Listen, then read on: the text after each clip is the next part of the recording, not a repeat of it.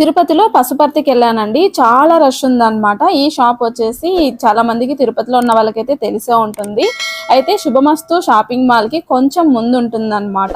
లోపలికెళ్ళి చూస్తే full rush ఉన్నారండి. చాలా మంది ఉన్నారన్నమాట. సో రెగ్యులర్‌గా ఉన్న దానికంటే నిన్న మాత్రం చాలా రష్ ఉన్నారు.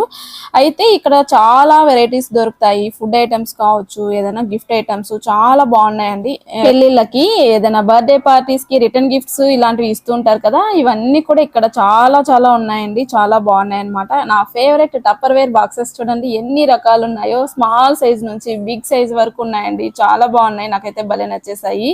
చిన్న వాటర్ బాటిల్స్, టాయ్స్ మోడల్స్ లో ఉన్నాయన్నమాట. ఇవన్నీ చూడండి క్యారేజ్ అన్నమాట. లంచ్ బాక్సెస్ క్యారీ చేయడానికి.